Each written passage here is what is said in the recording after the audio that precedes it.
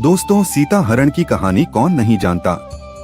शायद आज के समय में बच्चे बच्चे को इस घटना के बारे में पता होगा, लेकिन दोस्तों, क्या आप जानते हैं कि महाराज दशरथ की गलती के कारण हुआ था सीता का हरण।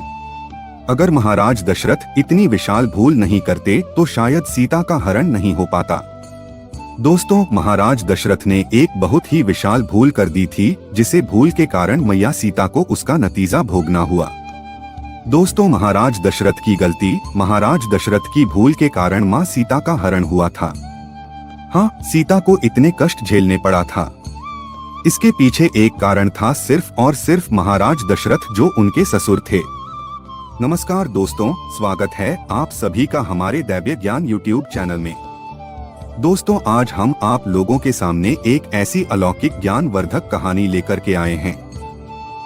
जी हाँ दोस्तों, आज के समय में सभी लोग विद्वान हैं जिन्होंने बहुत सी कथा सुन रखी है। शायद आप सभी लोग जानते हो, लेकिन मैं आप लोगों के सामने एक ऐसी छोटी सी कहानी लेकर के आया हूँ। इस छोटी सी चर्चा के बारे में बताऊंगा। इस कथा को सुनने के बाद आप लोगों को मालूम रहेगा, हाँ, महाराज दशरथ अगर यह गलती नहीं करते तो शायद सीता का हरण नहीं हो पाता। वैसे दोस्तों, हमारे विद्वान कहते हैं रामायण की कई किताबें हैं और हर एक किताब में हर एक अलग कारण बना हुआ है। रामचरितमानस जो तुलसीदास महाराज की हैं, उनकी हर एक चौपाई मंत्र का काम करती हैं। तो चलिए आप लोगों का ज्यादा समय बर्बाद ना करते हुए गौर करते हैं इस कहानी की तरफ की ऐसी कौन सी गलती हुई थी महाराज दशरथ से कि रावण माता सीता को हरण करके ले गया। वैसे दोस्तों, बहुत से पुराणों में अलग अलग मत मिलते हैं, सभी जगह अलग अलग प्रमाण मिले हैं, लेकिन इस कहानी के माध्यम से मैं आपको बताने की कोशिश करता हूं कि जब भगवान श्री राम, लक्ष्मण, भरत, शत्रुघ्न चारों भाइयों की शादी हो गई और बारात लौटकर वापस अपने नगर में आई, तो महाराज दशरथ ने अपनी पत्नी कौशल्या से कहा था कि कौशल्या, एक बात आप लोग हमेशा गांठ बांध कर रखें, क्योंकि आज तक आप सिर्फ और सिर्फ चारों बेटों की माँ थी और आज के बाद आप लोग माँ होने के बावजूद 4 बहुओं की सास भी बन चुकी है। तो उन्होंने महाराज दशरथ से पूछा कि क्यों महाराज कहने लगे कि सास और बहू का धर्म क्या होता है। जैसे घर में बेटे की बहू आ जाए, उस घर में सास का यह धर्म बनता है कि दूसरे की बेटी हमारे घर में बहू बनकर के आ रही है, और सास का यह धर्म बनता है कि उसकी रक्षा ठीक उसी प्रकार करनी चाहिए जैसे आंखों की रक्षा पलक करती है। नाना प्रकार के उपदेश दिए, बहुत तरह से उन्हें उनका धर्म समझाया। उसके बाद में 2-4 दिन निकल गए तो एक दिन महाराज के दिमाग में एक बात आई। महाराज ने विचार किया कि क्यों ना मैं अपनी चारों बहुओं की परीक्षा ले लूं, मेरी कौन सी बहू कितनी चतुर है। तो महाराज दशरथ ने अपनी चारों बहुओं को भगवान श्री राम, लक्ष्मण, भरत, शत्रुघ्न चारों बेटों की पत्नियों को सीता, मांडवी, शुद्ध कीर्ति और लक्ष्मण की पत्नी उर्मिला, इन चारों को अपने पास बुलाया और चारों को पास में बुला करके एक बात कही, देखो बेटा, चारों तुम मेरी पुत्री के समान हो, मेरी पुत्री हो, तो मेरा एक आदेश है तुम्हारे लिए। अब चारों बहुएं खड़ी हैं, महाराज दशरथ आदेश कर रहे हैं। सभी ने कहा, कहो पिताजी, क्या आदेश है। महाराज ने कहा, आदेश यह है कि आज तुम चारों अलग अलग रसोई बनाओगी। तुम चारों अपने अपने हाथ से मेरे लिए खाना बनाकर लेकर आओगी और फिर देखते हैं कि कौन बहू कितनी चतुर है और कितनी जल्दी खाना लाती है। अब चारों बहू वहां से चली गई। सभी के दिमाग में यह बात आई कि मैं पहले पहुंच जाऊं, मैं पहले पहुंच जाऊं। चारों के दिमाग में एक ही बात आई और सभी ने भोजन बनाना शुरू कर दिया। 56 प्रकार के व्यंजन बनाकर तैयार किए गए। तो सबसे पहले भरत की पत्नी, जिसका नाम था मांडवी, वह खाना लेकर चली। उन्होंने बहुत अच्छे से थाली को सजा लिया। सारी थाली में तरह तरह के पकवान रखें और ले जाकर थाली महाराज के सामने रख दी। दोस्तों, जिस चौकी पर महाराज दशरथ बैठे हुए थे, वहीं उन्होंने थाली ले जाकर रख दी और कहा, पिताजी भोजन करिए। लेकिन मांडवी एक चीज भूल गई थी कि खाना खाने वाले को खाना देने से पहले पानी भी दिया जाता है। महाराज दशरथ ने देखा कि यह भरत की पत्नी आई है, चलो कोई बात नहीं, अभी छोटी है, नादान है, शायद अखला जाएगी। महाराज दशरथ ने ही मांडवी के हाथ से भोजन की थाली ले ली और वहीं पर रख ली और बोले, बेटा आप जाओ, हम थोड़ी देर में भोजन खा लेंगे। फिर दोस्तों तब तक लक्ष्मण की पत्नी उर्मिला चली आई। उन्होंने भी बहुत जल्दी जल्दी में भोजन बनाया था। उर्मिला ने भी एक थाली में भोजन सजाया, साफ सफाई अच्छे तरीके से भोजन थाली में लगाया और थाली सजाने के बाद उर्मिला भी भूल गई कि महाराज दशरथ को पानी भी देना है। दोस्तों और उर्मिला भोजन की थाली लेकर के अपने ससुर यानी कि महाराज दशरथ के पास में पहुंच गए। अब महाराज दशरथ समझ गए कि लगता है यह भी बहू बिल्कुल ऐसी ही है। और दोस्तों यह बात सच है कि अगर किसी को भोजन दिया जाता है तो भोजन खाने वाले को भोजन देने से पहले पानी जरूर देना चाहिए। लेकिन उर्मिला भी भूल गई। महाराज दशरथ ने उनके हाथों से भी थाली ले ली। बोले बेटा आप भी जाओ, भोजन हम कर लेंगे। अब दोस्तों तीसरे नंबर पर चली शत्रुघ्न की पत्नी जिनका नाम शुद्ध कीर्ति है। और जल्दी जल्दी में भोजन उन्होंने भी बनाया। भोजन इतना सुंदर बनाया था, इतना स्वादिष्ट बनाया जिसका कोई जवाब नहीं। लेकिन उनसे भी एक गलती हो गई। उनसे गलती यह हो गई कि श्रुत कीर्ति हाथ में भोजन की थाली लेकर के चली, लेकिन महाराज दशरथ को जल्दबाजी में जल देना ही भूल गए। महाराज दशरथ ने शुद्ध कीर्ति के हाथ से भी भोजन की थाली ले ली और वहीं पर रख ली। और वहीं पर रखने के बाद कहा बेटा आप भी जाइए और हम थोड़ी ही देर में भोजन करेंगे। तीनों थाली रखी है, भारत की पत्नी की, लक्ष्मण की पत्नी की और शत्रुघ्न की पत्नी। लेकिन महाराज दशरथ ने किसी में से एक भी ग्रास भोजन नहीं किया। इंतजार है, महाराज दशरथ विचार कर रहे हैं। जैसे भोले भाले मेरा बेटा राम है और मुझे लगता है कि उनकी पत्नी सीता भी उतनी ही भोली भाली है, क्योंकि यह वह चतुर इसलिए भोजन बना करके जल्दी ले आई। लेकिन उधर जगत भवानी माता सीता ने बहुत सुंदर तरीके से सूर्य पार्क भोजन बनाया, इतने सुंदर तरीके से कि जिसमें से सुगंध कुछ अलग आ रही थी। और माता सीता ने एक थाली में भोजन लगाया, 56 प्रकार के व्यंजनों को एक थाली में लगाया और थाली में लगा करके अपने हाथ में थाली उठाई, चलने के लिए तैयार ही हुई। तब तक माता सीता को ध्यान में आ गया कि किसी को भोजन देते हैं तो भोजन देने से पहले पानी दिया जाता है।